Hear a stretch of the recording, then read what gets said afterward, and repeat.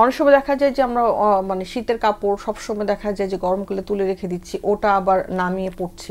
সেক্ষেত্রে কি কোনো ধরনের এগুলো থেকে কি আসলে র্যাশ বা মানে অ্যালার্জিক রিয়াকশন হওয়ার সম্ভাবনা থাকে কিনা, বা হলে পরে সেক্ষেত্রে আসলে কি করা যেতে পারে? এটার ক্ষেত্রে যে ধরেন আমরা শীতের ব্ল্যাঙ্কেট, কম্বল, কাঁথা যে জিনিসগুলো আমরা অন্য সময় ট্রাঙ্কে উঠিয়ে রাখি, শীতের সময় সেগুলো বের করি, অনেক সময় না ধুয়ে ইউজ করা হয়।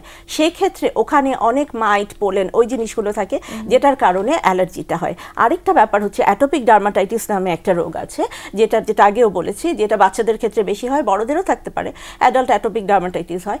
ওদের কিন্তু খুব নিষেধ করা আছে উলেন কাপড়গুলো ব্যবহার করা। উলেন কাপড় ব্যবহার করলে কিন্তু ওদের অ্যালার্জিটা বেড়ে যায়। তো সেই ক্ষেত্রে আমরা কি করব, শীতের সময় আমরা অবশ্যই মোটা সুতি কাপড়ের যে কোনো কাপড় ব্যবহার করব।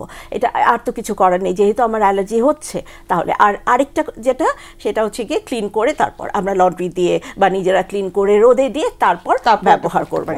এক্ষেত্রে ম্যাডাম যেটা আমাদেরকে একটু শেয়ার করছিলেন যে এক্সিমেটাস লেশনগুলো, দর্শকদের উদ্দেশ্যে যদি আমরা একটু ডিসকাস করি যে এক্সিমেটাস লেশনগুলো বলতে আসলে কি বোঝায়, বা এই ধরনের বিষয়গুলো হলে কি হয় যেটা থেকে আমরা শীতকালে আসলে নিজেদেরকে রক্ষা করতে পারি? এক্সিমেটাস লেশন ডিজিজ যেগুলো, যেমন সোরিয়াসিস এক ধরনের এক্সিমা, লাইকেন প্ল্যানাস এক ধরনের এক্সিমা, অ্যাটোপিক ডার্মাটাইটিস, সেবোরিক ডার্মাটাইটিস, সবই কিন্তু এক ধরনের এক্সিমা। এক্সিমাটা একটা ভেগ টার্ম, এর মাঝে অনেক অনেক অনেক অনেক ডিজিজ আছে। তো এই জিনিসগুলো হয় যখনই স্কিনটা ড্রাই হয়ে যায়, ফ্লেকি হয়ে যায়, তখন এই জিনিসটার প্রকোপটা বেড়ে যায়, এবং ড্রাই যখনই হবে তখনই আমার ইচিং হবে।